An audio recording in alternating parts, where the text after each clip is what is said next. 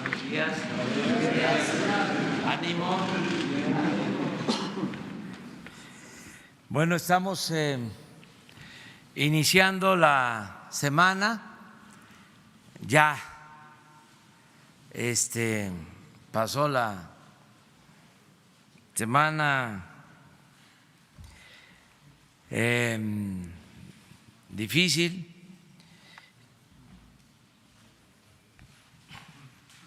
Lo cierto es que sí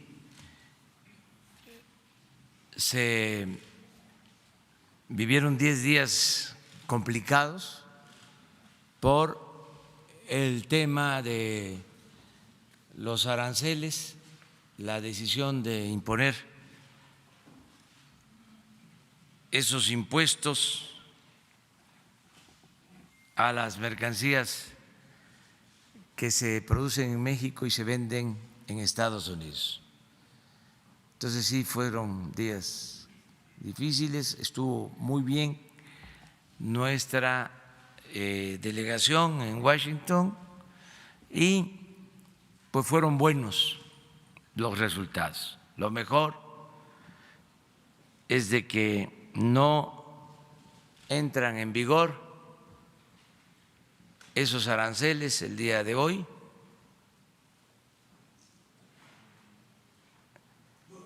Y lo que cuenta en política pues es mantener principios y también los resultados.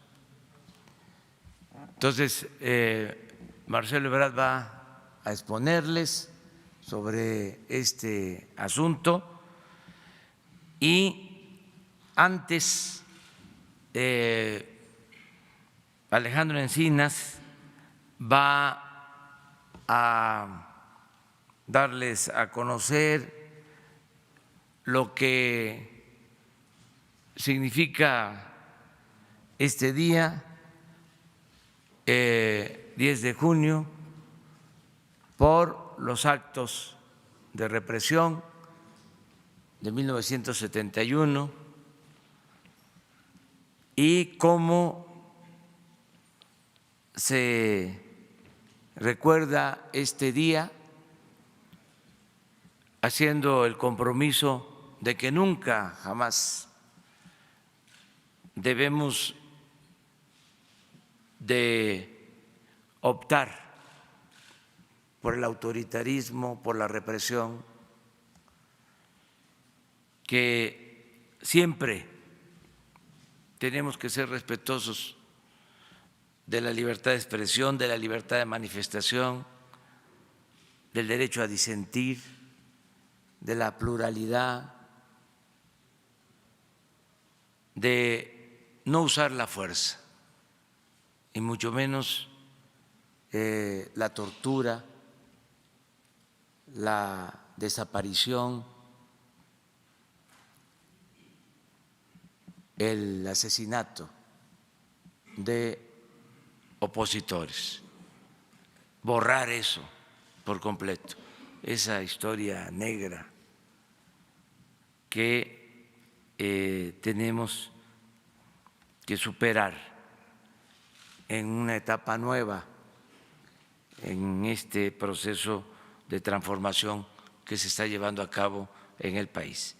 Y por último, Ricardo Sheffield, como todos los lunes, nos va a dar a conocer el quién es quién en los precios de los combustibles.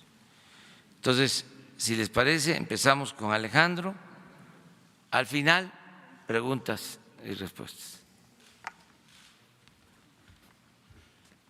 Muy buenos días, tengan todas y todos. Con su autorización, señor presidente, pues efectivamente el día de hoy se conmemora el 48 aniversario de ese trágico jueves de Corpus Christi del 10 de junio de 1971.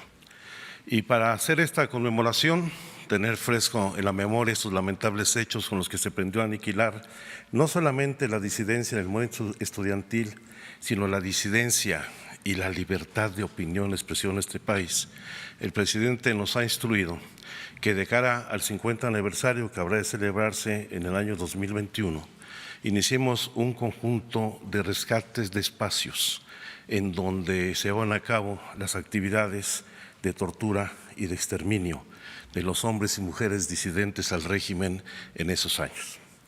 Por supuesto, son muchos y algunos han ido cambiando a lo largo del tiempo, algunos han sido demolidos, otros afectados por los terremotos que hemos sufrido aquí en la ciudad, otros se han vendido a particulares, pero tenemos una buena serie de estos inmuebles que lamentablemente fueron parte de la historia de terror de la Guerra Sucia.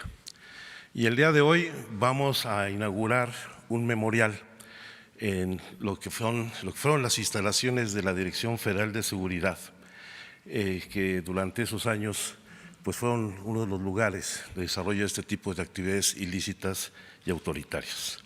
Ese memorial se va a llamar Circular de Morelia, está en la calle de Morelia número 8, en la colonia Romita, y con él, si tenemos ahí la presentación y lo podemos hacer, presentar aquí a todos y todos ustedes, pues se pretende recuperar la memoria y documentar las graves violaciones a los derechos humanos que se cometieron ese año justamente en los sótanos de lo que fue la Dirección Federal de Seguridad y en particular el lugar donde operaba la Brigada Blanca, y con ello se busca dignificar a las víctimas y contribuir a rescatar la memoria colectiva. Pasan las dos siguientes, por favor.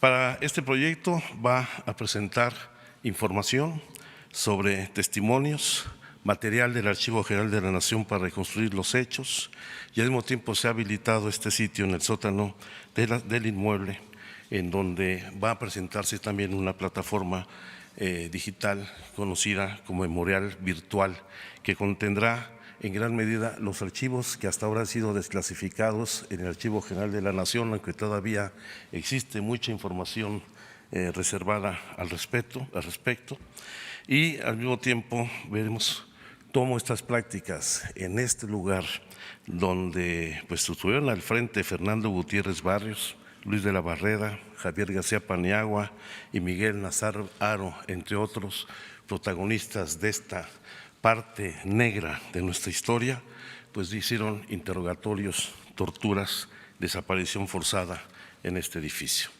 Como lo van a ver, aquí por favor pasamos a las siguientes. Va a estar todo lo que tenemos hasta ahora disponible en una versión digital de los archivos que nos ha autorizado y nos ha entregado el Archivo General de la Nación. Yo espero que pronto tengamos el total de los archivos que se han integrado ya al respecto. Este inmueble ya lo había señalado yo, está ahí en la colonia Romita y será al mismo tiempo el depositario de una memoria virtual de todos los materiales de la Dirección Federal de Seguridad, una galería fotográfica de las obras plásticas exhibidas en el acto inaugural. Hoy lo inauguraremos a las 13 horas. Nos han donado ya más de 100 obras pictóricas, gente que participó en los hechos de toda la época de la Guerra Sucia como parte de su contribución a la memoria, y se presentará el documental La herencia más dolorosa, de la cual presentaremos un corto. Muchos le dicen tráiler, me gusta decirle corto al final de mi intervención y antes de que intervengan dos de nuestros invitados, que son testimonios vivos de lo que se vivió en esos lugares. En este sentido, vamos a seguir rescatando estos espacios de memoria. El siguiente serán los sótanos de la Secretaría de Gobernación. Hay un interés particular del señor presidente de que esto se lleve a cabo. Estamos en estos momentos haciendo los levantamientos topográficos y el rescate de este entorno, y seguramente en los próximos días daremos ya un informe al respecto. Yo les pediría que hiciéramos la presentación. Este es el video que se presentará, tiene en su versión original una duración de 20 minutos. Hoy simplemente vamos a presentar una síntesis de 1 minuto de proyección.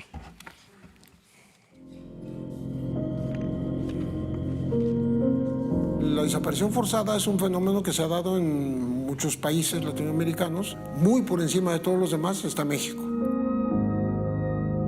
Se torció la ley, se torció el propósito del Estado en su obligación de garantizar la seguridad y la justicia para la población. Empujaron a muchos jóvenes, como en otros países de América Latina, a tomar las armas. Me agarran, me esbozan, me cubren la cabeza. De pie frente a una pared y amarrado de las manos. Me suben por un elevador bastante estrecho. Y hasta así permanecía todo el tiempo. La finalidad de seguridad era la impunidad plena, ¿no? Tenían permiso para todo, para buscar a gente, para torturarla, para encarcelarla, para retenerla durante meses, para matar también.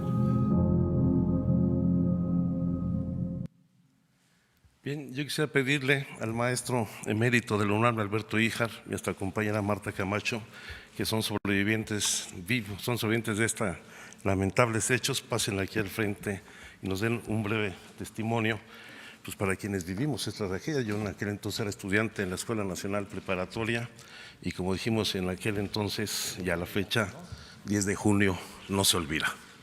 Alberto.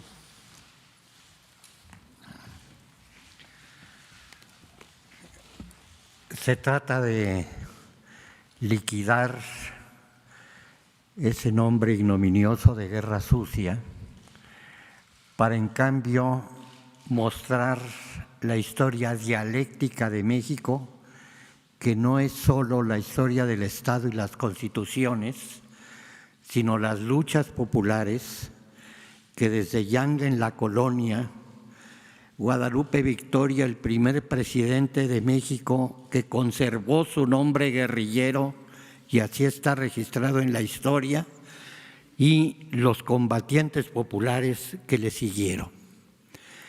Esto entonces es la historia de México, esta historia dialéctica de constante relación de estos movimientos desde abajo y a la izquierda para ir construyendo la nación. El memorial que hoy se inaugura, no me gusta memorial porque es muy gringo, el sitio de la memoria es entonces el primero de una serie que habrá que descubrir los espacios públicos en donde estuvimos secuestrados, torturados, inhabilitados para saber dónde estábamos y hasta la sobrevivencia de algunos, como los que estamos presentes, y la liquidación y desaparición de centenares que ni siquiera supieron dónde estaba. Enhorabuena entonces por ese principio de reconocimiento, resultado de la lucha de numerosas organizaciones de familiares, desde luego la primera Eureka y su huelga de hambre histórica de madres de familia frente a Catedral, las luchas de Josefina, la esposa del doctor Martínez Soriano, y las que han seguido con el Centro PRO, con el Centro Francisco de Vitoria y las numerosas organizaciones que nos manifestamos y que todo el tiempo trabajamos para conseguir que no haya más presos políticos, que aparezcan los que no son desaparecidos, sino tienen rostro, tienen nombre, y es necesario que sean presentados vivos. Y esto incluye el fin a la impunidad y el castigo a los culpables. Ni perdón ni olvido, la lucha sigue.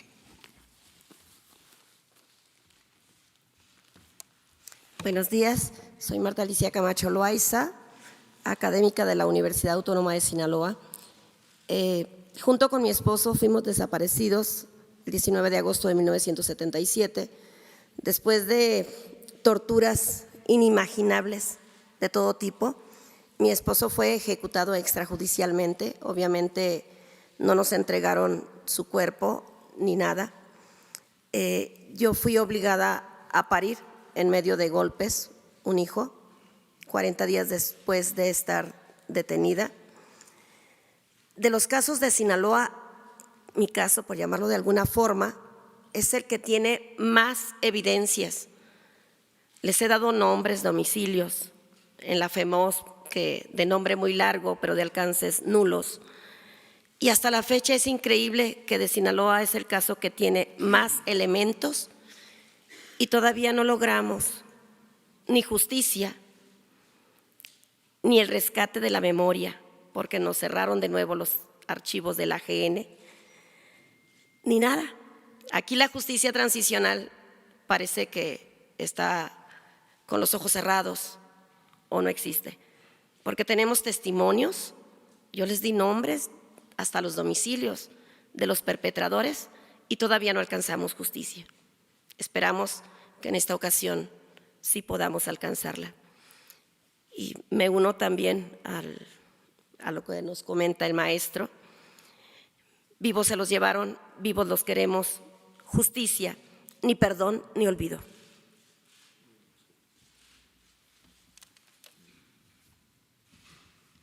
Pues quédense aquí si quieren, ponemos una silla.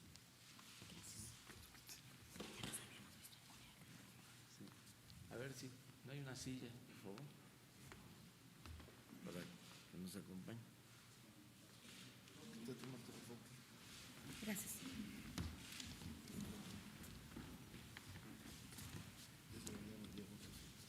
Bueno, vamos a que Marcelo nos explique lo de el acuerdo que se tomó el viernes por la tarde-noche en Washington.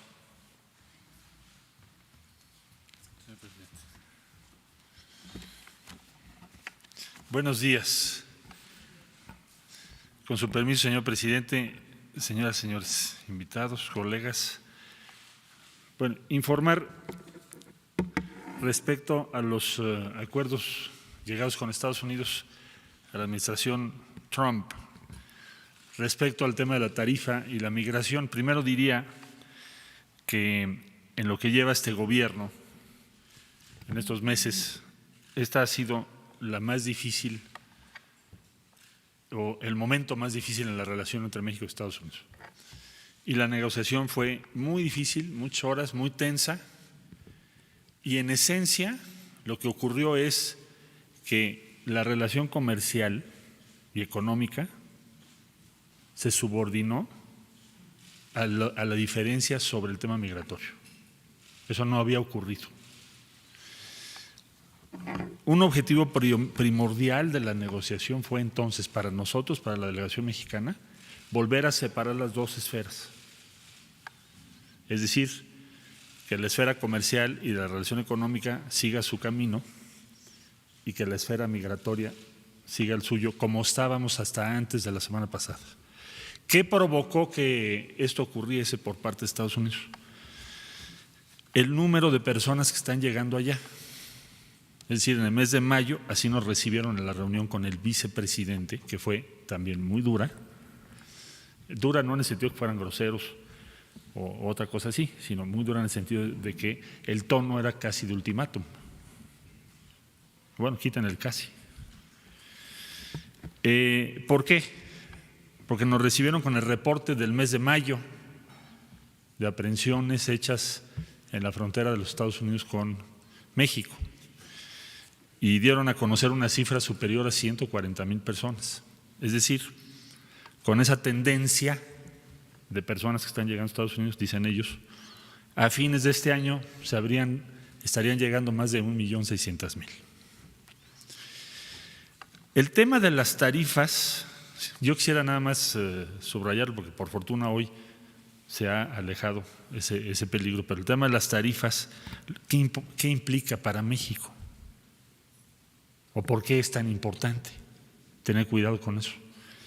Bueno, en primer lugar, hay que tomar en consideración que tenemos un tratado de libre comercio presentado al Senado en México y que está en el Congreso de Estados Unidos, y si se aplican tarifas unilaterales, entonces nos alejamos del modelo del Tratado de Libre Comercio. Es decir, ¿qué podría seguir en una guerra comercial? Pues que no se aprobase o no entre en vigor o deje de estar en vigor, cualquiera de las tres, un acuerdo de libre comercio con México. Y entonces todas las inversiones que tengamos previstas en México tendrían que tomar en cuenta eso. Estimamos que entrar a una guerra comercial nos va a costar a México ¿qué? ¿Cómo lo podríamos traducir para nuestra vida personal? Bueno, en primer lugar estimamos como incrementar el IVA de golpe 10% en términos de tus condiciones de vida. Implicaría probablemente la pérdida de 1.200.000 empleos. Implicaría una caída en el Producto Interno Bruto de más de 1 punto. ¿Y esto por qué razón? Bueno, porque primero vamos a tener 5%, luego nos habían marcado el 1 de julio 10%, y entonces esto se convierte en una crisis económica para nuestro país que afecta a toda la población. Entonces, ¿a qué se llegó en esta negociación? Bueno, en primer lugar, aunque ahora voy a leer en detalle los resultados. En primer lugar, se llegó a que los dos temas se separen de nuevo. Entonces, logramos que el tema migratorio esté en una mesa y el comercio y las tarifas en otra. ¿Qué se acordó y qué se logró entonces? El gobierno de los Estados Unidos llegó a la reunión donde estuvo el señor vicepresidente de los Estados Unidos diciendo que la única manera de que no hubiese tarifas hoy era que México aceptara y firmara el fin de semana un acuerdo para ser el primer país de asilo, o dicho de otro modo, ser el tercer país seguro. ¿Esto qué significa? Para no ser muy complejo, significa que las personas que quieran buscar asilo, que atraviesen por nuestro territorio, tendrán que hacerlo en México y no podrán llegar a Estados Unidos a hacerlo. Nosotros les dijimos que tenemos muchas reservas sobre eso. Yo mismo declaré llegando a Washington que a mí no me gustaría hacer ese acuerdo. Entonces, después de muy intensas negociaciones, llegamos a 2 medidas, una propia y otra de ellos, y se acordó un plazo para hacer las cosas y ver quién tiene razón. La medida mexicana, ¿qué fue? Informarles algo que ya ha sido informado a la opinión pública en México, que es que la Guardia Nacional Mexicana va a cubrir todo el territorio nacional y también la frontera sur. Eso no se deriva del acuerdo con Estados Unidos, eso ya estaba establecido. Lo quiero subrayar porque he visto comentarios en los medios de algunas personas que dicen que vamos a militarizar la frontera sur. Bueno, eso es inexacto. En primer lugar, porque es la Guardia Nacional, y segundo lugar, porque está incluido esa presencia en esos municipios en el plan que ya se había presentado. ¿Qué es lo que se va a hacer? Pues hacer el despliegue más rápido. Bueno, eso sí, pero nada más. ¿Qué se pretende con esto en combinación con el Instituto Nacional de Migración? ¿Qué se pretende? ¿Cuál es el objetivo? También se dice se va a criminalizar a los migrantes. México nunca haría eso, y menos este gobierno. Es decir, ¿por qué alguien se quiera mover eso no lo convierte en criminal? ¿Qué es lo que se va a hacer? Se va a hacer un proceso que ya se anunció desde que entró este gobierno, que es que las personas que cruzan nuestro país en primer lugar tienen que registrarse. A ver, yo regresé de Washington, hice fila y presenté mi pasaporte y soy el canciller de México. Y si no hubiera traído mi pasaporte, a bien habría hecho la autoridad migratoria de mi país en ponerme en una sala, aunque sea el canciller de México. Y eso es para protección de todas las personas de nuestro país. Eso no es criminalizar a nadie. No podemos tener transitando por México a 600,000 personas y no sabemos cómo se llaman. Entonces, la decisión que se está tomando es, vamos a pedirles que se registren y vamos a decirles qué opciones hay. Y México no puede permitir que haya un flujo de 1,5 millones de personas sin saber cómo se llaman siquiera por su territorio. Segundo, Estados Unidos, la decisión de Estados Unidos es, miren, hoy en día estamos aplicando la 235 famosa, que también nos han criticado mucho, que por qué se está aplicando, la 235. Esa no es una decisión de México, ni es un tratado, es una resolución de Estados Unidos. Y esa ley no la hizo el gobierno del presidente Trump, la hizo un gobierno demócrata anterior. ¿Y qué dice esa ley? persona que esté buscando o esté solicitando asilo de mi lado, ellos dicen que están saturados y que tienen miles y miles de personas. Y a juzgar por las cifras que han dado, pues sí es verdad, porque si tienen 600,000 personas cuando antes solían tener 180,000, pues puede ser que sí estén saturados. Bueno, entonces lo que dijeron es, vamos a poner en México personas que ustedes puedan admitir para que terminen su proceso de asilo. Y es lo que estamos haciendo. ¿Cuántos hemos recibido? Más o menos 10,000 personas, según se informó hoy en la mañana. Para aquellos que dicen que nos van a mandar cientos de miles, hay 10,000. ¿Y por qué estamos haciendo eso? Porque estamos comprometidos con que esa persona termine su proceso de asilo. ¿Por qué no los deportamos? Porque respetamos el derecho de asilo. ¿Por qué los apoyamos? Porque respetamos el derecho de asilo. Bueno, Estados Unidos nos dijo, lo voy a hacer en otros puntos. Bueno, entonces, ¿qué es lo que nosotros vamos a hacer? Pues hacer lo mismo, es decir, vamos a permitir que esas personas terminen sus procesos de asilo. Esa es la medida que Estados Unidos tomó, es la 2. Entonces, el punto 1 es de la Guardia Nacional, el punto 2 es la 235. Punto 3, lo explico porque hay tweets del presidente Trump y me dicen que sí hay acuerdos secretos paralelos o que qué más dimos, que si los granos, en fin, voy a explicarlo lo más preciso porque además la instrucción que tenemos es hacer una diplomacia transparente. Ambas partes, dice, están de acuerdo en que en el caso de que las medidas adoptadas, ¿cuáles? Las dos anteriores que acabo de explicar, no tengan los resultados esperados, ¿cuáles? Que los números se estabilicen y vayan hacia abajo, entonces tomarán medidas adicionales.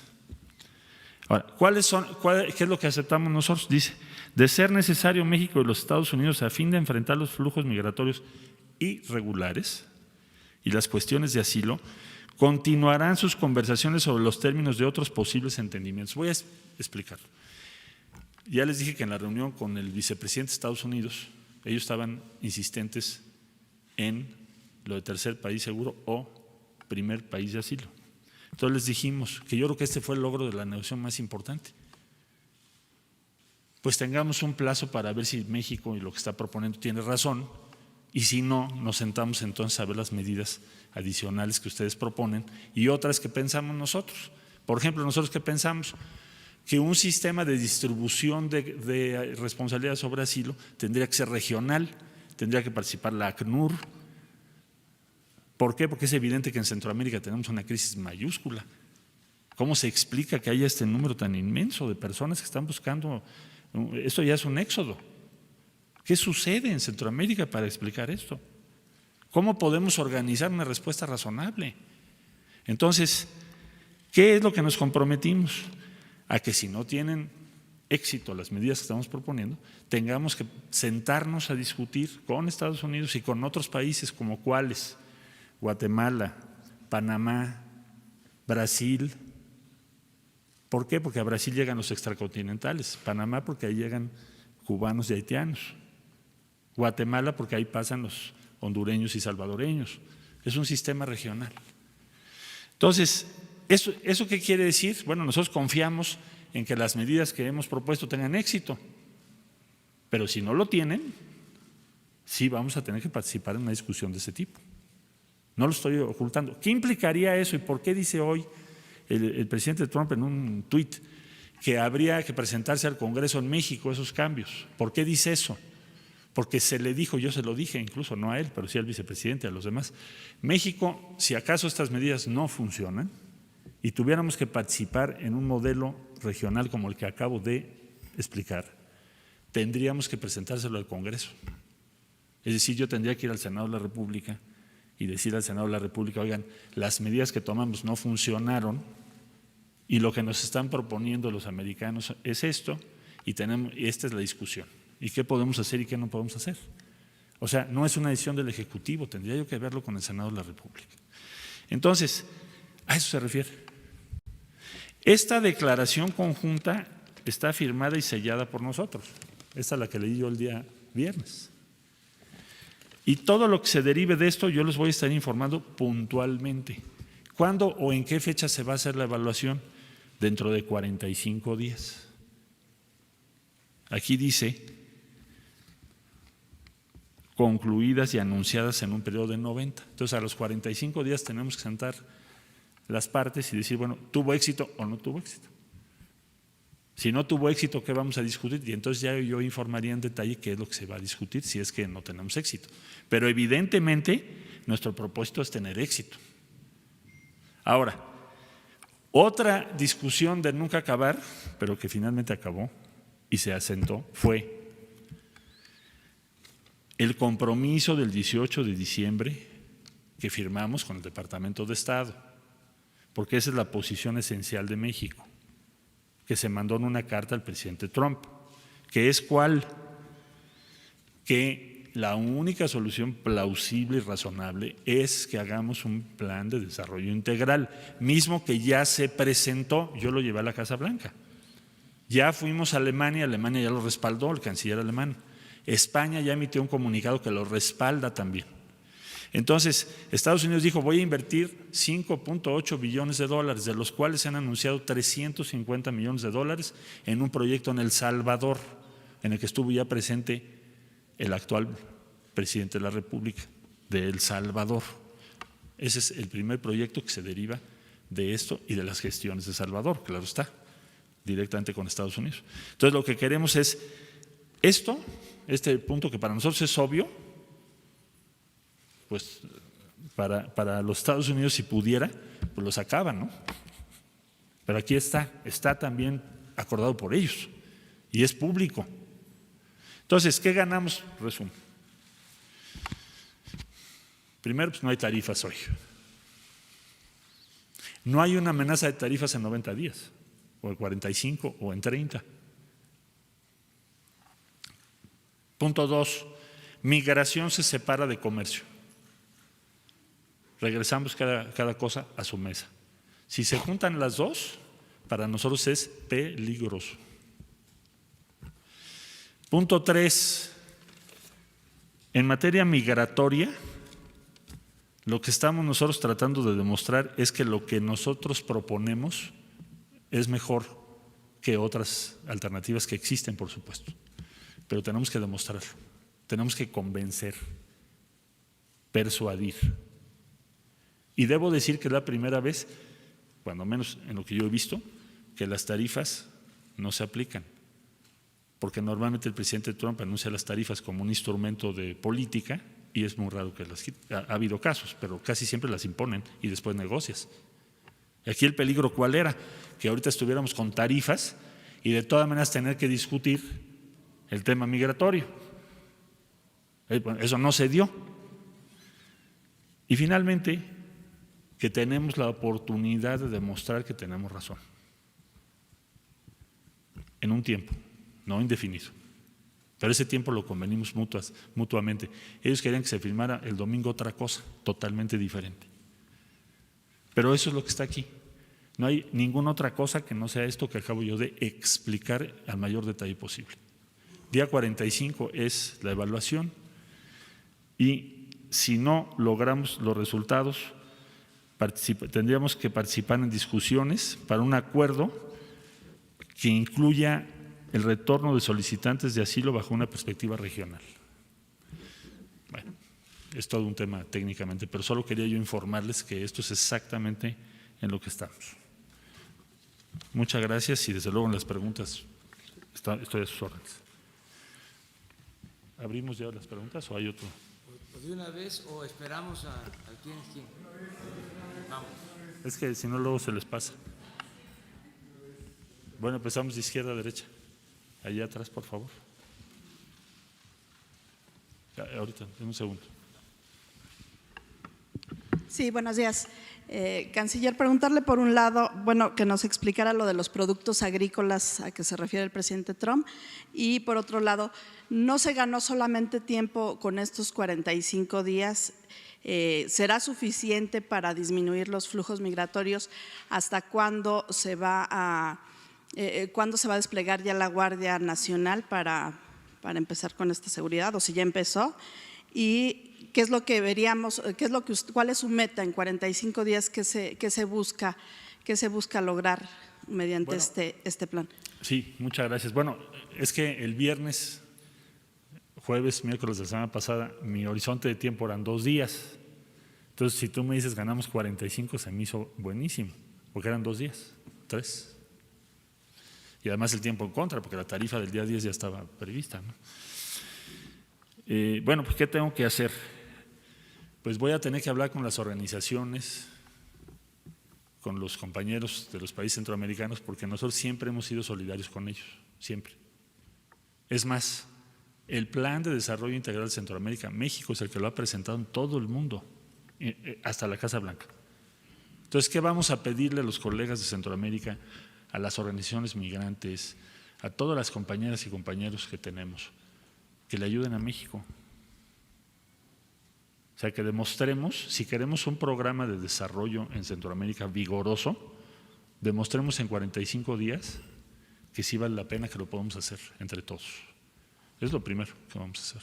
Lo segundo, me preguntas de la Guardia Nacional. Bueno, según se informa por las autoridades correspondientes, esto ya tiene una base, ya están instalados una base. Lo que se va a hacer es ampliar los números. Yo no tengo las cifras exactas, pero seguramente en el transcurso del día las podemos dar. Y el despliegue más importante tendrá que ser de migración, que son los que tienen la facultad principal. La función de la Guardia Nacional pues, será de apoyo, complementar a los agentes de migración, pero también tendrá que haber otra serie de actividades que ya iremos anunciando, que vamos a ver con el señor presidente en el transcurso del día de hoy, que tienen que ver con atención de salud, educación y otros temas.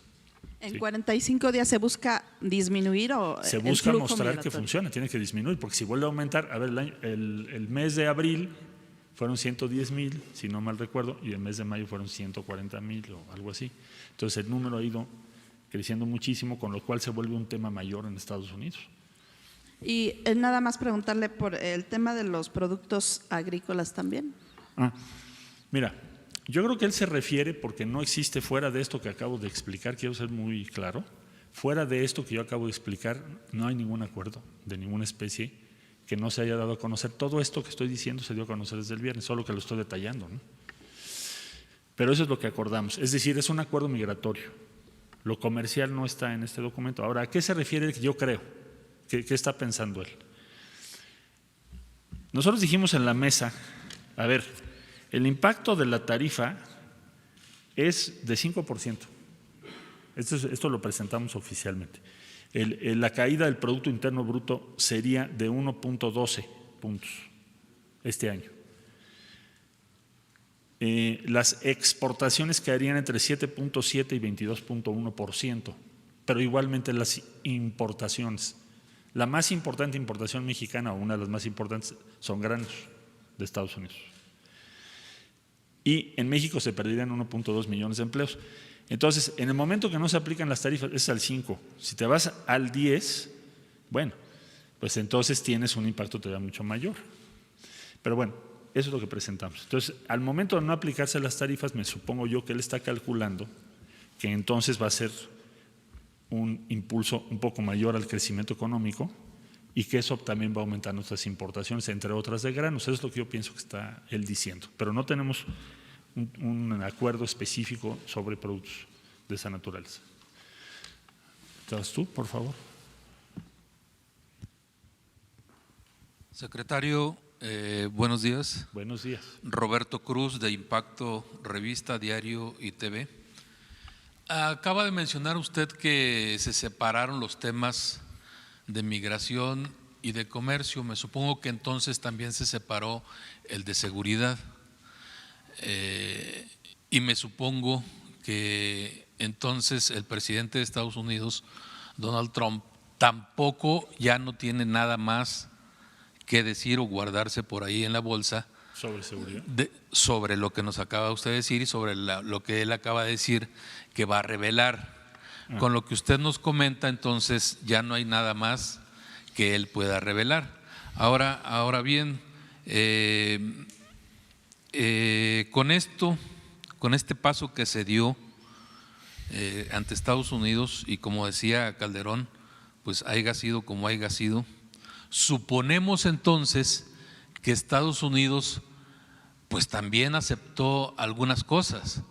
En este acuerdo, Estados Unidos echa para atrás su amenaza de muro. Estados Unidos se compromete a frenar el tráfico de armas de Estados Unidos a México. Estados Unidos se compromete a consumir menos droga de lo que consume. Esas serían mis preguntas. Tengo otra pregunta, es otro tema, es sobre seguridad. Lo que acaba de ocurrir sobre Norberto, el joven universitario, no sé si la haga ahorita, presidente, o al rato.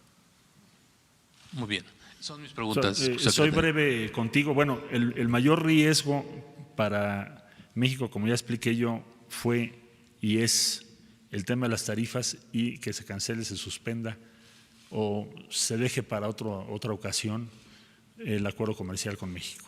Entonces, lo que se logró es que la tarifa no se aplique. Eso ya de entrada es para nosotros muy importante.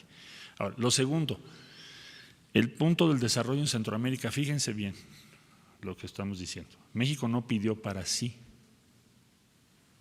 No hay ningún punto que diga que a México le den dinero, que a México no sé qué, que hay otros temas que podríamos plantear, pero no planteamos eso. Planteamos, y lo aceptó el gobierno de Estados Unidos, que dice lo siguiente: Estados Unidos reitera su beneplácito al Plan de Desarrollo Integral lanzado por el Gobierno de México en conjunto con los gobiernos de El Salvador, Guatemala y Honduras para promover los objetivos del desarrollo. México y los Estados Unidos liderarán el trabajo con socios nacionales e internacionales para construir una Centroamérica próspera y segura y así abordar las causas subyacentes de la migración con el objetivo de que los ciudadanos puedan construir mejores vidas para ellos y sus familias en casa. Esto para nosotros fue lo más importante en este acuerdo después de las tarifas. Pero es hablar por Centroamérica, no por México. ¿Por qué no hablamos por México? Porque habrá otros foros, otras ocasiones y porque nos preocupan los migrantes centroamericanos. Si no nos preocuparan, pues entonces ¿para qué metemos ese artículo? Mejor hubiera yo puesto, oigan, arreglen esto, den a México dinero, hagan lo otro. No, nosotros somos leales con la gente de Centroamérica y aquí está escrito.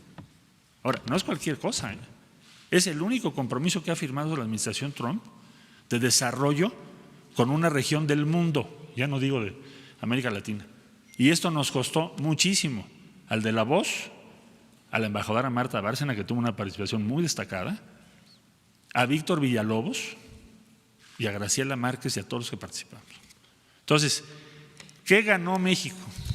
Pues aquí está, su visión sobre la solución del problema está admitida, respaldada y reiterada por Estados Unidos, pero no solo eso, asumen aquí que van a liderar y junto con nosotros, que esto se lleve a cabo. Entonces, nos parece un avance significativo, eso es lo que se logró, además de que no se nos aplican una tarifa. Voy allá, por favor. ¿Van a ser de 5 a 8 preguntas o una? 2, si me permite, canciller. Preguntarle, entonces no se tiene, usted dice que las negociaciones iniciaron muy duras. ¿No llegó a Estados Unidos con una cifra de disminución del paso de migrantes, una cifra o un porcentaje de cuántos migrantes buscan que ya no crucen su frontera? Sí. Bueno, ellos dicen que cero. Digo, que cero, que no pasen por México. Pero evidentemente yo creo que esa es una posición imposible, muy difícil. Entonces, a ver, en la primera reunión que tuvimos, nosotros planteamos que se podría reducir el flujo de manera más o menos apreciable, importante, en 5 meses. ¿Por qué 5 meses? Porque el presidente Trump en su tuit de la tarifa nos había manejado 5 meses, ¿te acuerdas? 5, 10, 15, 20, 25. Desde luego que una tarifa de 25 es un colapso de la economía mexicana, sin duda. Pero el plazo, digamos, así lo entendimos, de 5 meses estaba ahí establecido. Entonces, primero fue desechada la postura o la posición mexicana o no se tomó como suficiente en esa reunión, por eso tuvimos una reunión el día siguiente. Ellos estaban insistentes en que México ya firmara un acuerdo de tercer país seguro. ¿Esto qué significa? Que las personas que van hacia Estados Unidos se queden en México y hagan su trámite de asilo en México, no en Estados Unidos. Nosotros les dijimos que no nos parecía aceptable ese tema. Ahí empezó la discusión. Eso fue el día que tuvimos la reunión, que fue el miércoles. Todo el jueves fueron los razonamientos de nosotros sobre estos 4 temas, los 4 que les llamó felizmente nuestra embajadora los 4 pilares de esta posible negociación. Entonces, eso fue todo el jueves. Hasta el viernes dijimos, bueno, a ver, aquí hay una cosa. Si lo que nosotros decimos funciona, entonces ayúdanos en Centroamérica a que haya mejores condiciones de desarrollo. Y ya lo que importa no es el medio para lograrlo, sino el fin, que es que el flujo migratorio tenga números razonables. Ellos dijeron, bueno, si no funciona tu medida, entonces tú vas a tener que discutir la que yo propongo, que se nos hizo un trato razonable. Es decir, si nosotros tenemos razón, pues ya salimos adelante. Si no tenemos razón, tenemos que volver a hacer una ronda de conversaciones y negociaciones para buscar otras medidas. Especialmente, ¿cuál van ellos a proponer? Pues esa, el primer país de asilo. ¿Qué es lo que nosotros decimos? Tiene que estar ACNUR, tiene que ser regional. Eso fue lo que dijimos en la mesa. Todo esto que estoy diciendo es lo que se acordó. No hay otra cosa. Yo les dije claramente ahí, por eso lo menciona hoy el presidente Trump, que si tuviéramos que llegar al escenario de que las medidas que nosotros tomamos no funcionan, cualquier cosa que acordamos, yo tengo que ir al Senado de la República. México no puede hacer acuerdos que no sean del conocimiento del Senado de la República. Y por eso lo dice hoy.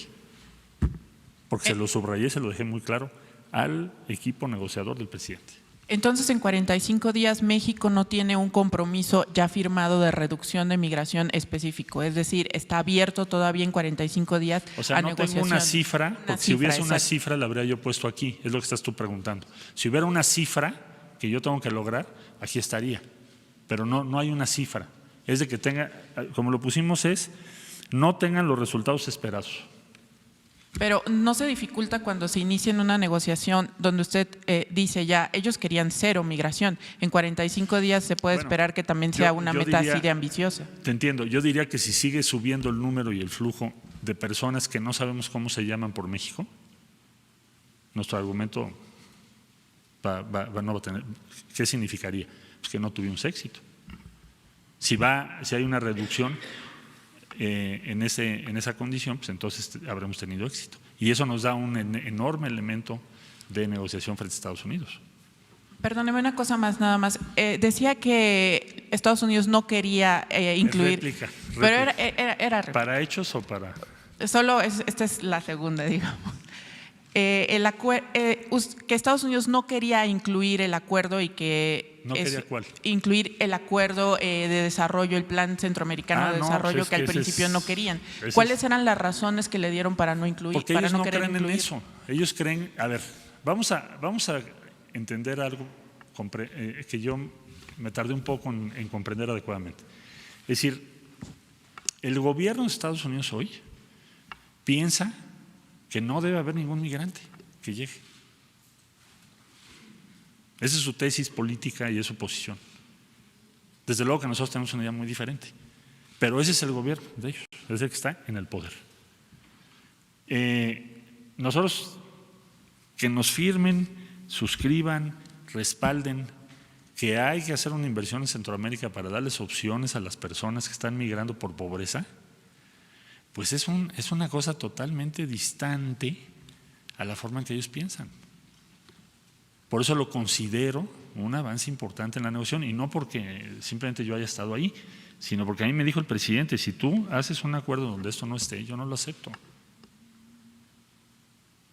Y tampoco acepto que el sábado o el domingo se firme nada del tercer país seguro. Y si tú llegas a un acuerdo de plazo es tu responsabilidad y la asumo. Ahora, lo que hay que hacer es tener resultados y persuadir. Ahora, yo sé que es bien difícil, pero por lo pronto lo logramos. El viernes, a estas horas diríamos, híjole, nos van a aplicar las tarifas el lunes. Pero finalmente lo logramos. Esos 45 días son oro molido para México. Si les parece 2 más, porque si no ya no me va a invitar el presidente. Acá, porque… ¿Y luego tú? Sí. Buenos días, señor canciller. Carlos Montesinos de la Hoguera. En concreto, ¿qué le va a pedir a sus colegas de Centroamérica, ya que entendemos que pues, todavía no están dando el plan de desarrollo? ¿Qué va a plantear usted para que se solidaricen con México? ¿Mayor control migratorio, fortalecimiento de las fronteras, recepción de sus deportados? ¿Qué les va a plantear? Dos cosas, dos compromisos nada más. Uno, que entre todos logremos hablar con las diferentes organizaciones, hacer un compromiso común para que no siga creciendo el número, porque sigue creciendo el número al que le van a aplicar tarifas en algún momento dado en el futuro, si es que esto no lo logramos corregir, pues va a ser a México. Entonces necesitamos su solidaridad. Claro que con cada país tendremos que comentar las cosas. Yo no estoy pidiendo medidas coercitivas, no estaría yo pensando en eso. La segunda cuestión, que aceleremos el paso para echar a andar nuestro programa. O sea, el plan que acabo de decir depende de una serie de proyectos, en fin, que no es el motivo de esta conferencia, pero la instrucción que me ha dado el presidente es que tendría que empezar antes de los 90 días, el plan. Porque así como ellos tienen prisa, nosotros también. Me refiero a Estados Unidos, no a los países centroamericanos. Y si me permite, ahorita tengo una pregunta para el subsecretario Encinas, señor presidente. Con esto cerramos el capítulo. Señor presidente, buenos días. Señor canciller, señor subsecretario, tenemos una reunión pendiente encomendada por el presidente desde hace 2 semanas. Ha sido un mes muy intenso para México. Sí. Desde luego que hubo críticas por su llegada anticipada a Estados Unidos. Seguramente aprovechó todo ese tiempo. Obviamente la incertidumbre rodeaba el escenario nacional. Y bueno, naturalmente se generó aquí una convocatoria para una concentración masiva en Tijuana, promovida en este espacio. Y bueno, en el caso de una negociación fallida, el acto programado en Tijuana hubiese sido, si lo tratamos de contextualizar, en la primera derrota cívica cultural en la precandidatura de Donald Trump. Esto debido a que México pudo haber buscado una reorientación hacia el mundo hexapolar y al mismo tiempo de que 25.4 millones de votos dentro de Estados Unidos estarían en riesgo para el republicano. La pregunta es, ¿qué tan significativa fue la advertencia del consenso popular en las negociaciones que sostuvo con el equipo norteamericano? El himno nacional lo dice, ¿no? Y retiemble en sus centros la tierra. Esperaríamos también réplicas al interior de Estados Unidos. ¿Y qué tanto lo hizo valer? Yo diría que lo más importante que hubo en todas esas largas horas que tuvimos de negociaciones fue el respaldo de la gente en México. Y por eso pues llegamos hasta las últimas horas de esa posible negociación, planteando estos elementos que están aquí. Los hicimos valer en cuanto a que los resultados nos parecen son favorables. Yo no diría, si tú pones una comparación quién ganó qué, lo más importante es que no nos aplicaron tarifa, no tenemos una contracción económica, no vamos a pagar un IVA de 25% o 26% de un día para el otro. Y en todo esto que se combinó, México tiene o preservó la posibilidad de demostrar que lo que está diciendo tiene validez. Ahora, si fallamos y si no tenemos resultados, pues entonces sí ya no vamos a tener argumentos sólidos para plantear una ruta diferente. Entonces tenemos que tener éxito, estamos obligados a ello. Pero ese derecho lo hicimos valer. Muchas gracias. Pues es que ya… Sabemos, pero hay 2 preguntas que quisiera hacerle, que creo que cierran esta situación. Primero, las repercusiones, presidente y canciller, las repercusiones que va a tener el regreso de los migrantes a México en tanto dura el proceso de asilo. ¿Cuáles van a ser las repercusiones y qué se va a hacer en ese sentido? Y la segunda, de una vez se la hago para que no se pierda más tiempo. Se logró lo de los aranceles, pero ¿qué hay de los tomateros? Se tocó el tema porque se están están en una situación muy difícil. ¿Y qué hay de ellos? ¿Se logró o algo o no? Todo el ambiente de la relación, la esfera de la relación con Estados Unidos, porque es una prioridad de su presidente, y ahora ya van a empezar su campaña, el día 18 de junio empieza la campaña ya, algo así, porque el tema prioritario, el top, es migración. Todo el ambiente de la relación con México depende de eso. Los tomates también, en fin, todo lo que se quiera. Entonces, nos estamos rifando mucho en estos próximos días para demostrar que efectivamente puede haber soluciones efectivas, razonables. Y si logramos eso, pues muy probablemente, muy seguramente vamos a poder navegar otros problemas. El que tú me preguntas, el tomate es uno de ellos. No obedece necesariamente a la migración, pero nos ayuda en el ambiente general. ¿Cuáles van a ser las repercusiones? Bueno, si tenemos éxito, pues el número de personas que estén esperando su asilo en México va a decrecer. O sea, si tienes éxito en cuanto al flujo se reduzca, que podamos hacer programas para que las personas o se queden en el sur de México o se queden en sus países, pues entonces vas a recibir cada vez menos de estos 10,000 que ahora están en México. Entonces vamos a prepararnos para poderles ofrecer pues trabajo y condiciones favorables para ese tiempo, esa estadía que puede ser larga, pero si tenemos éxito no tiene por qué crecer ese número. Este es un acuerdo que empieza a correr a partir de hoy, no se refiere a los que ya llegaron. Entonces, si tenemos éxito en lo que vamos a hacer, pues el número tiene que ir a la baja. Tiene que ser un número razonable, que no nos genere un problema mayor en el norte del país. Muchas gracias. ¿Cuánto dinero se va a destinar? ¿Cuánto dinero se va a destinar para atender a los migrantes aquí en México, en la frontera, mientras esperan el asilo de Estados Unidos? Y también, ¿en qué ciudades fronterizas se van a concentrar los migrantes? Mejor. Mira, vamos a tener reunión con el día de hoy, intercambio de información y demás, con las autoridades norteamericanas para que no te dé una respuesta a la ligera. Si me permiten, en cuanto tengamos la respuesta de las autoridades norteamericanas de en qué puertos de entrada van a hacer esto y cuándo y en qué cantidad, se las compartimos inmediatamente para no hacer una cosa especulativa ahorita.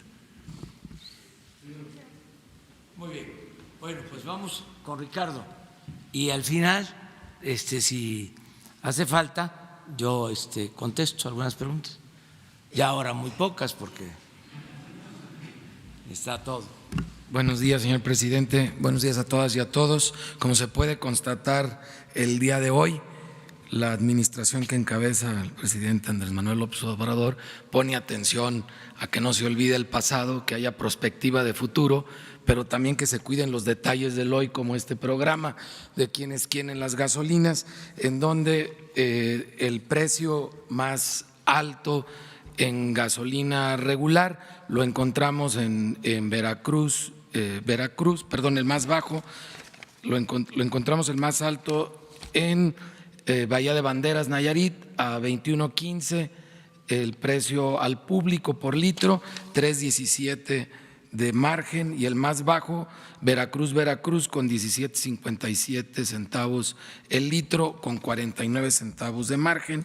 En la gasolina premium, el precio más alto en el país, 23.13 el litro de premium, con un margen de 3.10 por litro, y el más económico lo tenemos en Veracruz, también la misma gasolinera, a 18.57 el litro, con 18 centavos de margen. En el precio del diésel, 21.85, el más alto en Aguascalientes, con un margen de 3 pesos 70 centavos, y el más económico con un precio al público de 19 pesos con 30 centavos el litro de diésel, un margen de 54 centavos. Si lo vemos acumulado por marcas, los tres tipos de combustibles, tenemos los precios más altos que se mantuvieron igual que la semana pasada, por cierto, que es Chevron, Arco y Shell, y los tres más económicos, La Gas, Lodemo y Orsam. En general, estabilidad en el mercado, porque los precios muy similares a la semana pasada, con poca variación.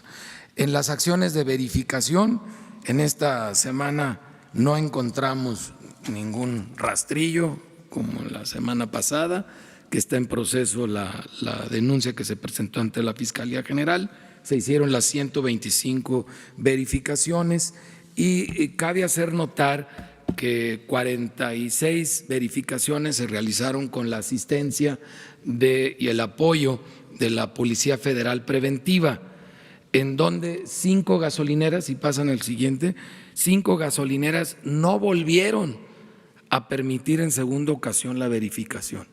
Cuando fuimos solos no lo permitieron, volvemos ahora acompañados de la Policía Federal Preventiva y ahora realizamos 41, pero 5 nos vuelven a impedir la verificación.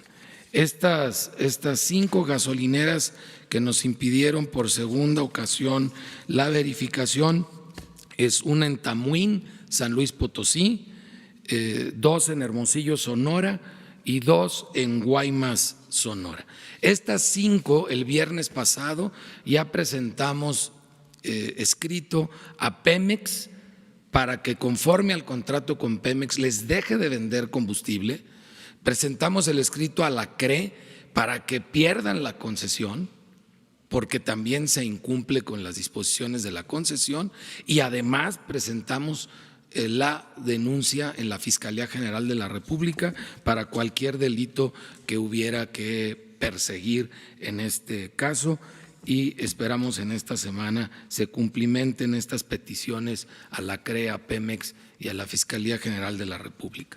En el tema de gas LP, el precio más alto por litro, que son los tanques estacionarios, lo tenemos en 11 pesos 42 centavos, con un margen de 6 pesos 9 centavos por litro, y el precio más económico lo encontramos en Santiago, Mihuatlán, Puebla, con un precio al público de 7 pesos 73 centavos, un margen de 2 pesos 29 centavos por litro para tanques estacionarios.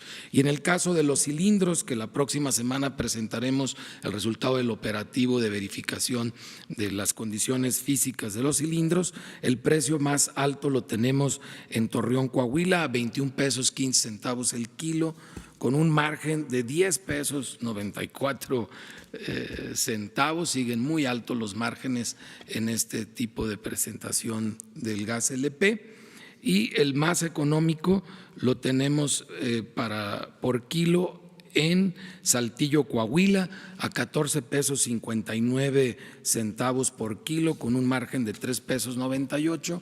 Y si vemos el conjunto de las principales distribuidores de gas LP en el país, los precios más altos los tiene Grupo Pagasa, Tomsa y Grupo Nieto, mientras los más económicos podemos constatar que los tiene Grupo Mavarac, Humberto Garza y Gascom. Es todo, señor presidente. Muchas gracias.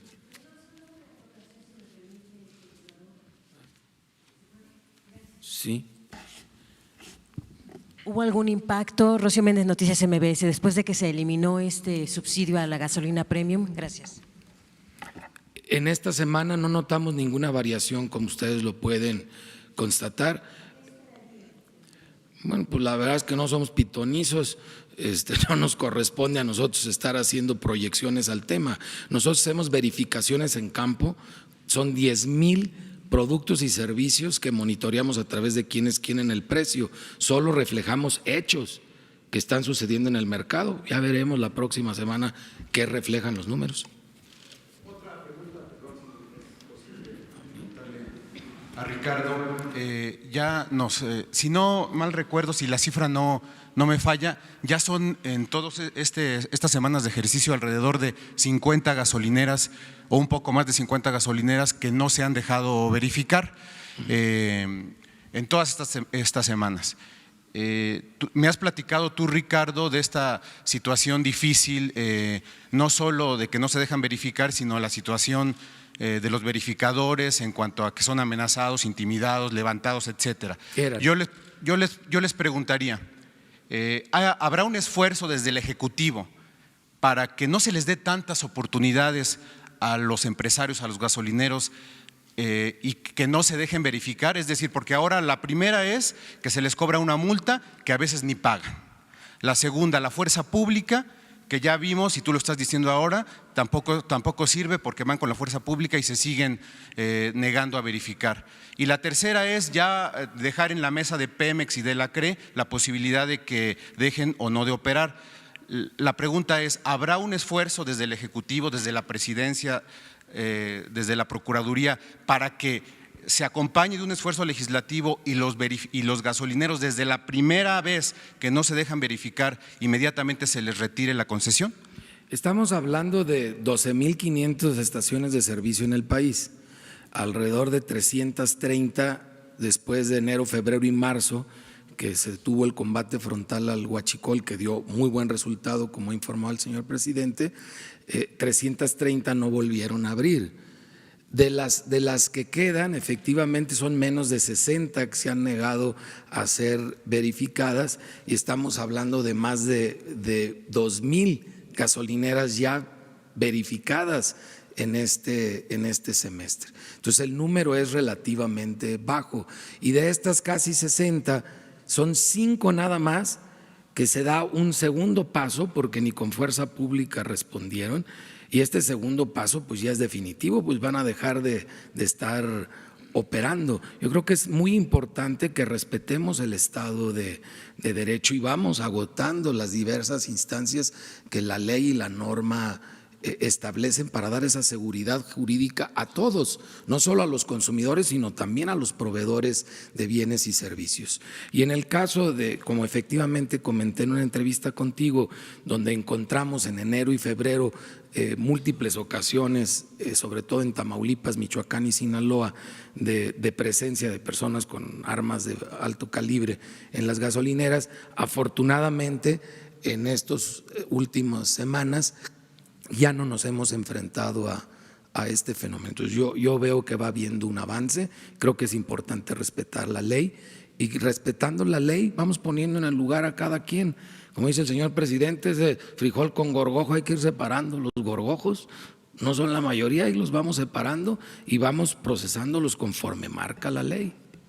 ¿No sería una prioridad, digamos, cambiar las leyes o empujar este cambio de las leyes para que sea desde la primera vez cuando se les retire la concesión y sea, digamos, se les castigue? Porque parece ser que a veces tienen mucha manga ancha y pueden hacer con la autoridad lo que quieran. Más que la ley, lo que hay que hacer es valer los contratos de las concesiones, porque ahí está ya escrito. Hay que hacer respetar lo que ya está escrito. No es realmente la necesidad de una reforma de fondo, sino de la aplicación de la ley que ya existe. Gracias.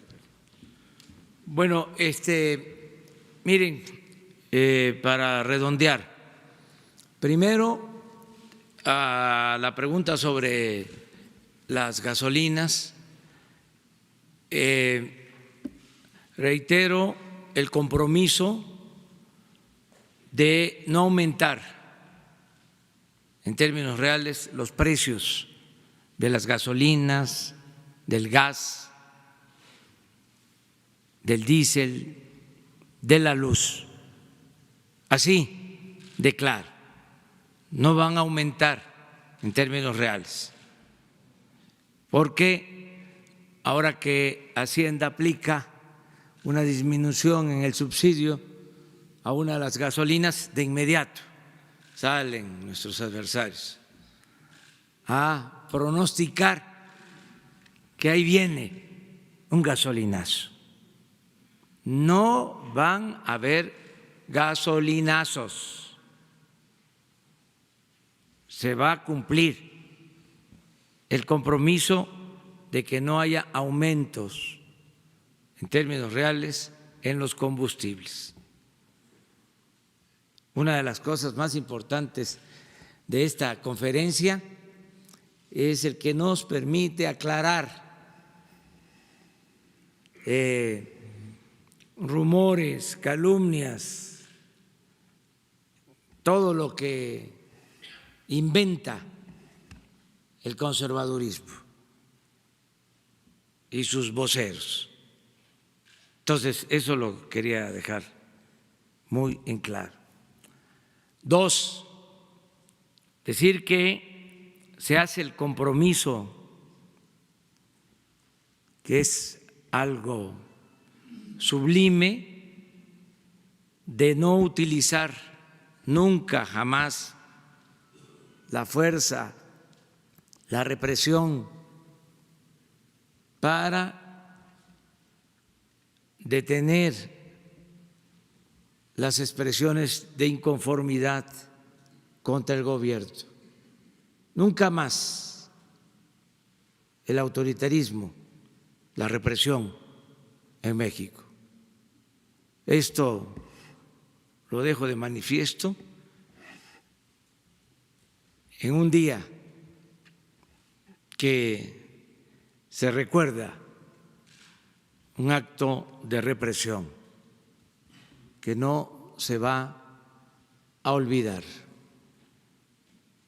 Eso es importante. Nosotros no vamos a torturar a nadie, no van a haber desaparecidos, no se va a mandar a asesinar a nadie. Este es un gobierno respetuoso de los derechos humanos, del principal derecho humano, el derecho a la vida. No es un gobierno autoritario como los que existieron lamentablemente en nuestro país. Y lo tercero es decir que estoy muy contento, satisfecho con el acuerdo que se alcanzó con el gobierno de Estados Unidos. Muy contento, feliz, porque evitamos una crisis económica, financiera. No era una cosa menor. Los técnicos, los economistas, hasta los que no nos ven con buenos ojos, sabían del impacto que iban a tener los aranceles, la aplicación de estas medidas unilaterales injustas en todos los factores de la economía, todas las variables macroeconómicas. Y desde luego, en cuanto a la afectación en inversiones, en empleos, todo esto se evitó. Por eso estoy contento. Es cosa de imaginar cómo se estaría iniciando esta semana con la aplicación de aranceles. No he visto, porque no he tenido tiempo, pero voy a revisar el comportamiento de los mercados y de la situación de nuestra moneda. Y estoy seguro que se va a apreciar a partir de este acuerdo. Ahí está. Del viernes a la fecha, como 40 centavos ganó nuestro peso. La política son principios, pero también eficacia, resultados. Y quiero agradecerle a todos los mexicanos por su apoyo, de todas las corrientes de pensamiento, de todos los partidos, legisladores y sobre todo al pueblo de México, que nos ayudaron a cerrar filas, porque así nos presentamos con fuerza para enfrentar esta amenaza. Agradecerle mucho también a los ciudadanos estadounidenses que actuaron de manera comprensiva con México. Agradecerle a los que nos representaron en las negociaciones.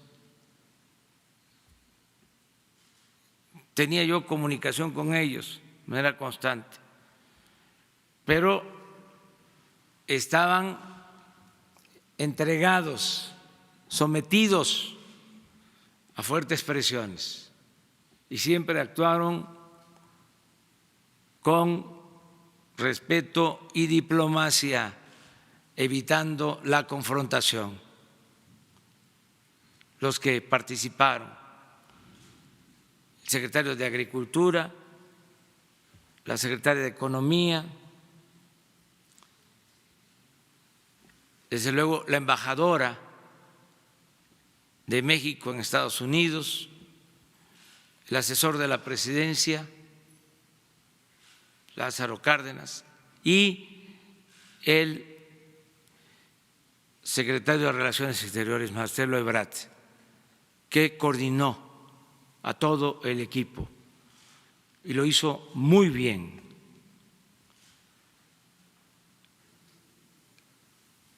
Agradecer también a los que participaron en la negociación por parte del gobierno estadounidense, porque escucharon, no se cerraron, hubo encuentros, según me informa Marcelo, en ocasiones respetuosos, con actitudes respetuosas pero ríspidas. Y a pesar de eso, nunca dijeron ya no queremos hablar con ustedes, que es muy importante el diálogo, siempre hablar ante cualquier situación. Yo tuve que, confieso, rehacer mi discurso el viernes. El discurso que iba yo a pronunciar el sábado era distinto al que terminé dando el sábado, porque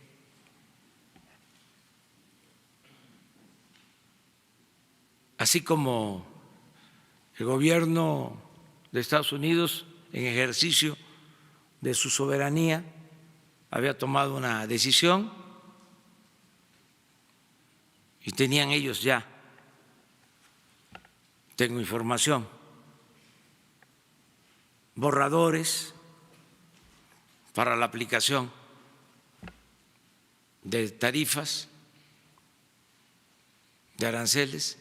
Nosotros estábamos preparados y lo quiero resumir en un fragmento que le pedí ahora a Jesús que sacara de mi discurso de Tijuana, el que terminé dando a conocer, y a ver si lo ponemos.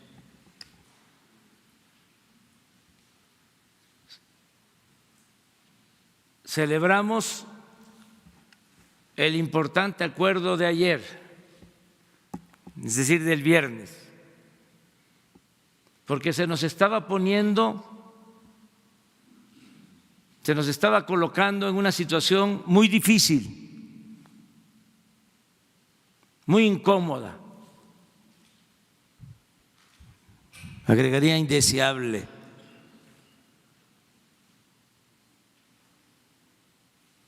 La de tener que aplicar a ciertas mercancías de Estados Unidos las mismas medidas,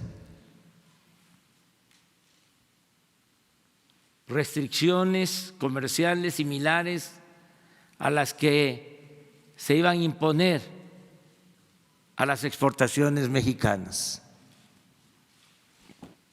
Sí está claro, ¿verdad? Confieso que a título personal, como persona, como ciudadano, rechazo los actos de represalia y la ley del talión. Soy un pacifista convencido, inspirado en los ejemplos de Gandhi, de Martin Luther King, de Nelson Mandela. Sin embargo, como jefe y representante del Estado mexicano, no puedo permitir a nadie que se atente contra la economía de nuestro país, y menos que se establezca una asimetría injusta, indigna para nuestro gobierno y humillante para nuestro pueblo. Afortunadamente ayer se impuso la política sobre la confrontación, el viernes por la tarde-noche, y debo reconocer que hubo voluntad para buscar una salida negociada al conflicto de parte del presidente Donald Trump y de sus principales colaboradores. Al presidente Donald Trump, por eso, lo repito, no le levanto el puño, sino una mano abierta y franca. Y le reiteramos nuestra disposición a la amistad, el diálogo y la colaboración. Y agrego, por el bien de nuestros pueblos. Esta es la esencia del discurso del sábado. Quiero también aclarar que hablé por teléfono con el presidente Trump y aun cuando la evaluación comienza en 45 días, yo propuse, y así está en el acuerdo, que cualquier decisión que se tome se haga en un plazo de 90 días.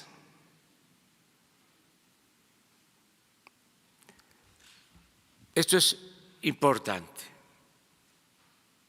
y es demostrar que se puede atemperar el flujo migratorio sin el uso de la fuerza, respetando los derechos humanos, con programas de apoyo a la producción y al empleo para que la gente no se vea obligada a emigrar, que la migración sea opcional, no forzada. Esa es nuestra apuesta. Y vamos a demostrar que sí se puede. Hoy tengo una reunión con ese propósito, con miembros del gabinete, para reforzar toda la política de desarrollo, de bienestar y de atención a migrantes. Y les vamos a estar informando. Y estoy optimista y estoy seguro de que no van a haber represalias, porque no van a haber motivos de ningún tipo. Y México va a seguir siendo un país con oportunidades para la inversión, para la creación de empleo, sobre todo un país justo, un país libre, un país soberano. Entonces es hoy un buen día, iniciamos la semana de otra forma. Tampoco crean que no dormíamos, estábamos relajados.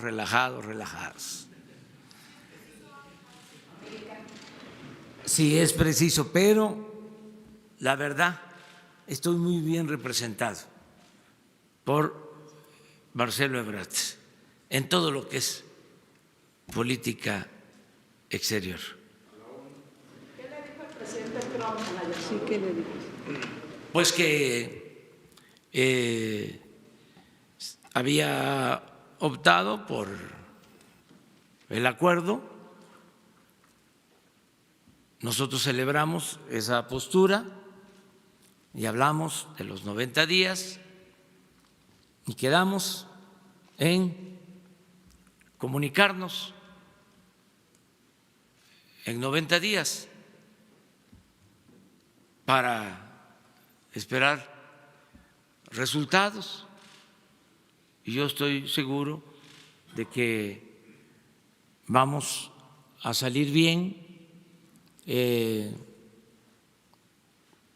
México es un país con mucho prestigio en el concierto de las naciones y nuestro pueblo se portó a la altura de las circunstancias.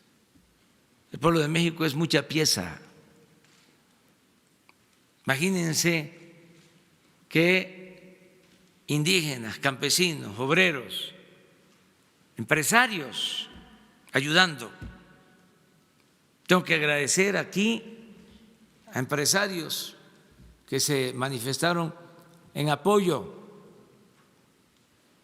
El presidente del Consejo Coordinador Empresarial estuvo todo el tiempo en Washington ayudando. Carlos Salazar, porque se habla de nuestra delegación gubernamental, pero hubo una delegación del sector privado encabezada por Carlos Salazar, presidente del Consejo Coordinador Empresarial. También agradezco mucho el respaldo de los gobernadores, de los legisladores, de los presidentes municipales.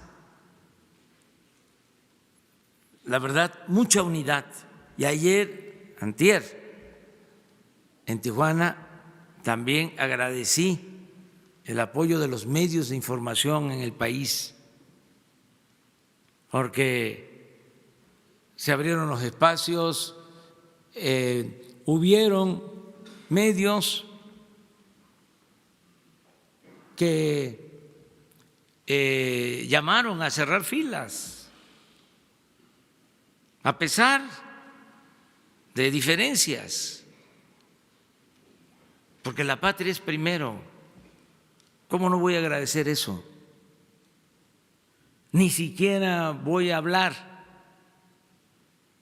de los que en uso de sus derechos, de sus libertades, hicieron cuestionamientos, porque no fue eso lo que prevaleció. Fue más la solidaridad de los mexicanos. Y decirles, hoy iniciamos la semana en una circunstancia distinta y vamos a cumplir los compromisos y vamos hacia adelante. Sí, 3, porque ya me tengo que ir exactamente a la reunión para que no fallemos. A ver. Presidente, y aprovechando que está también el secretario Marcelo Ebrard, ya se iba. Bueno, hace algunos años, a principios del 2000, ustedes enfrentaron una situación muy parecida y realmente la resolvieron, la inseguridad. Hoy encontraron el cuerpo del joven Norberto Ronquillo, secuestrado hace una semana. Era alumno de la Universidad del Pedregal. Es un hecho que vuelve otra vez a lastimar a la Ciudad de México. Y la pregunta es, presidente, si no es momento ya de recomendar para la Ciudad de México, para la capital mexicana, otra vez una mano dura como aquella que implementaron ustedes, digamos tipo Rudolph Giuliani, una especie de cero tolerancia contra la inseguridad en la Ciudad de México, con delitos que han ido al alza, delitos que ha mencionado usted al margen del crimen organizado. No es necesario ya una intervención del gobierno federal tipo recomendación. Recordemos esos años cuando realmente en la Ciudad de México bajó el crimen organizado en cuestión de delitos de fuero común. Sí, estamos trabajando. Esa es una asignatura pendiente, el garantizar la paz y la tranquilidad en el país y en la Ciudad de México. Y estamos ocupados y preocupados. Lamentamos mucho estos casos, nos duelen, lo digo de manera sincera. Y estamos trabajando para que haya paz, para que haya tranquilidad. Y vamos a tener resultados cada vez mejores, porque se está actuando. Y en efecto, cuando estuvimos en el gobierno de la ciudad, se logró reducir la incidencia delictiva y se mantuvo durante mucho tiempo. Los gobiernos que yo encabecé, luego con Alejandro Encinas, luego con Marcelo Ebrard, ahí están los resultados. Bajaron los homicidios, secuestros, robo de vehículos, robos en general y desgraciadamente en los últimos tiempos, no en todo el gobierno anterior, en el Distrito Federal, ahora Ciudad de México, no en todo, en los últimos años se descuidó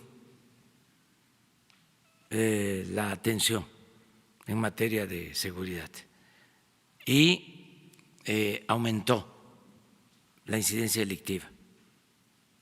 Por eso ahora se tiene más problemas, pero ya se está atendiendo.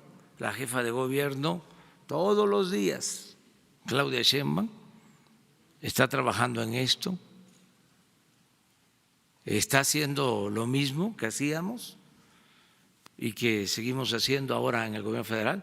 Todos los días se está reuniendo temprano para atender esta demanda justa de los ciudadanos, de que haya tranquilidad en la Ciudad de México y en el país. En eso estamos. Dos más.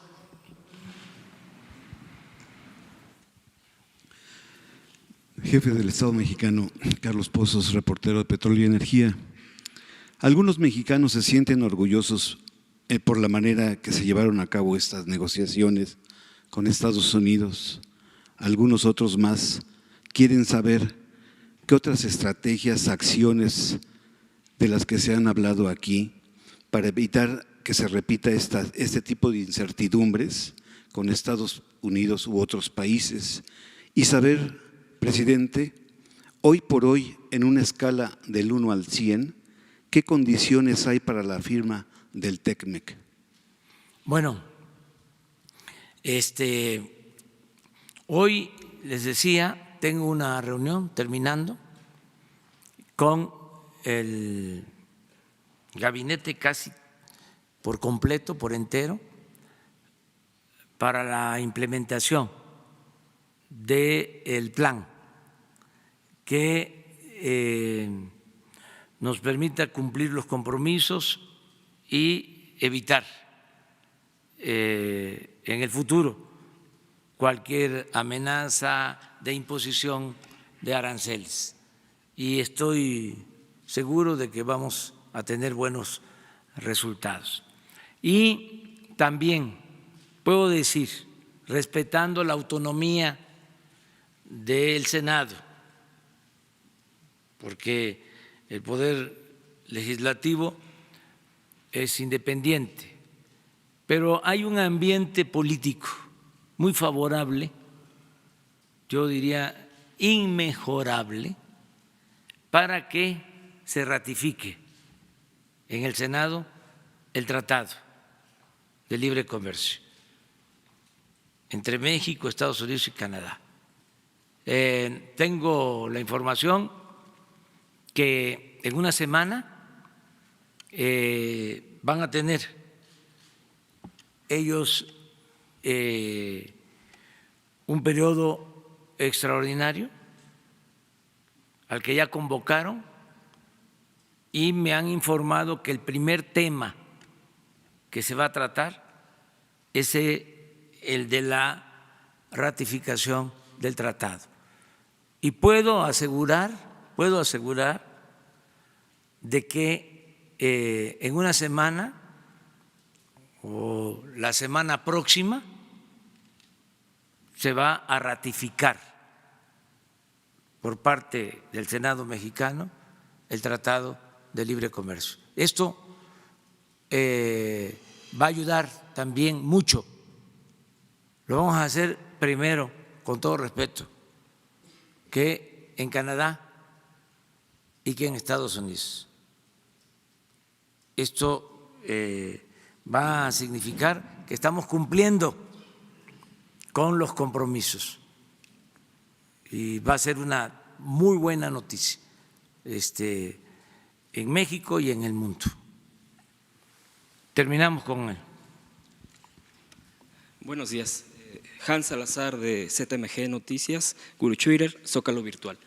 Yo quiero preguntar, presidente, respecto a lo de hoy, 10 de junio. ¿Qué le respondería a la demanda de justicia por las represiones de, por mencionar solo 68-71, guerra sucia, con una acción concreta de su gobierno? ¿Tiene contemplado algo? Bueno, ya se ha comentado aquí la apertura de los espacios, el rescate de los espacios, pero respecto a la justicia concretamente que se está planteando. En sexenios pasados, y se ha manoseado mucho el tema de las comisiones de la verdad y todo este tipo de cosas. ¿Hay algún tipo de cambio al respecto para poder responder a esta demanda que se ha vuelto eterna de justicia para los desaparecidos, para los asesinados, etcétera? Y por último, en el rescate de los espacios que se ha comentado por parte del subsecretario Encinas, ¿está contemplado el campo militar número 1? Gracias. Mire, va a haber justicia, primero porque estamos aceptando los agravios, las violaciones que se cometieron.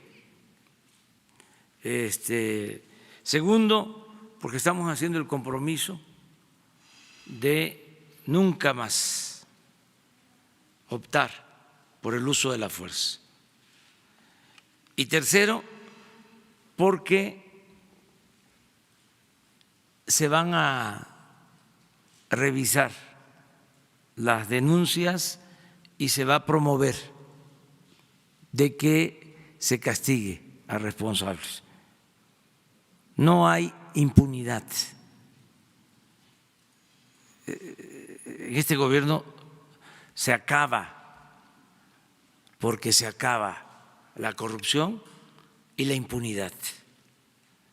Entonces, Alejandro Encinas tiene esa encomienda y él podría ahora explicarles sobre esto de la justicia, de cómo lo están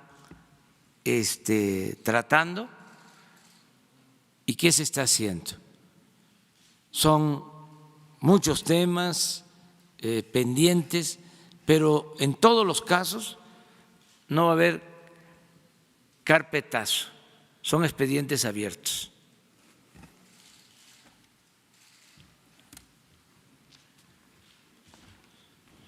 Por supuesto que vamos a continuar con todas las investigaciones sobre los crímenes cometidos en el pasado. Más aún, en la Comisión Nacional de Búsqueda hemos integrado un área especializada para el esclarecimiento de la verdad y atender la demanda de todas las organizaciones y las familias y los propios agraviados para atender esta situación que data de más de 50 años en algunos casos. Y en todos aquellos casos donde tengamos la posibilidad de acreditar las responsabilidades, de lindar las responsabilidades, vamos a proceder. De acuerdo a la última reforma, el reglamento de Estado de Gobernación, vamos a instalar ya una unidad para el fortalecimiento de todo el sistema judicial.